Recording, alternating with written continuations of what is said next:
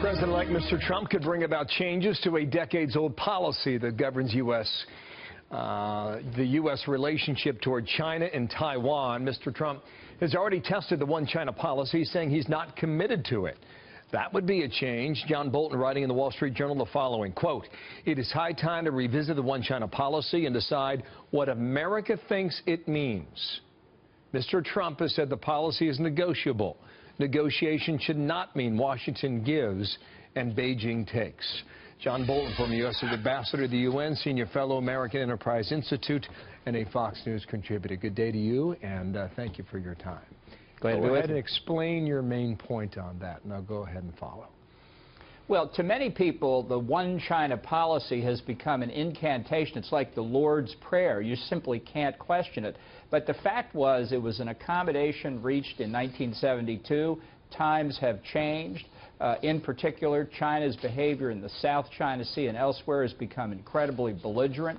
So I think as China has reevaluated what it means and tried to convince everybody that its interpretation of the policy alone controls, it's time for the United States to say, actually, we have a very different view of what that means, and we're going to implement it in a number of palpable ways, perhaps increasing, for example, defense cooperation with Taiwan. Okay, you continue to write this. That's Beijing style. Make an unacceptable long-distance phone call, which is the phone call Mr. Trump took, and an aircraft carrier shows up in your backyard. They went through the Strait of Taiwan, right? Right.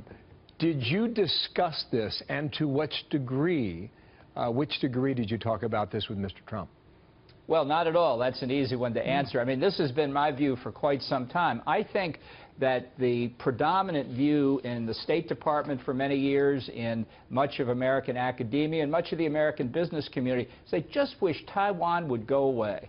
It's this inconvenient island with 20 million people on it. It's actually turned into a democracy. That makes it even more inconvenient. The fact is, it's not going to go away. They're not going to subsume themselves into the Chinese mainland anytime in the foreseeable future.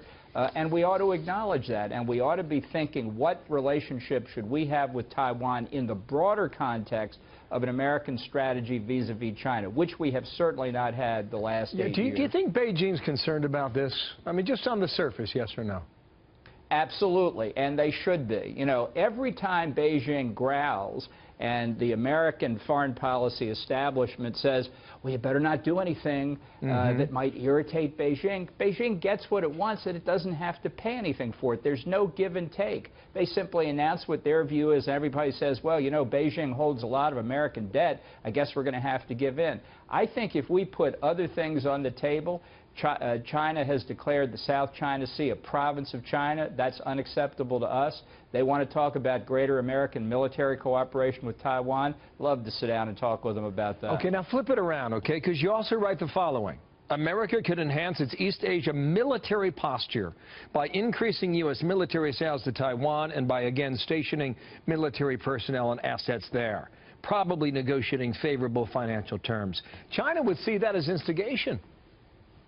No, well, they would see it, I think, they should see it as a response to their building islands and air and naval bases in the South China Sea. We had military facilities in Taiwan for many, many years until Jimmy Carter derecognized the Republic of China in 1979. Congress responded with the Taiwan Relations Act, and I think that gives us plenty of legislative authority to increase our military relationship. And if China doesn't like it, I think it's an urgent subject for discussion. Okay, I got it. Okay, so then let's get together and talk, because some people would argue that you're just adding fuel to the fire there. Sean Spicer...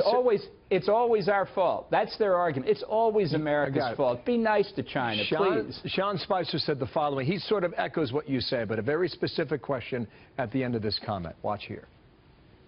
He understands the importance of a one-China policy right now, but I think that he is going to use the skill set that he has that's made such a tremendous business to the benefit of this country. He understands that we've got to stop projecting to our adversaries and our allies every move that we're going to make, and we need to come into negotiations with the ability to have an upper hand. I don't think you're debating that point, but is this all a negotiation, Mr. Ambassador? No, negotiation is a technique. What we need first and foremost is a strategy that looks at what America's interests in East Asia are. For example, stability in the region, freedom of navigation in international waters, and a range of other things. That is something that China is threatening right now in a variety of different ways, and that conduct has been unacceptable for some time. It's just that under Obama, the United States has not responded. That's got to stop. Thank you, sir. John Bolton, more Thank to you. come. Mr. Ambassador, thank you for your time in Washington, D.C. Thank you.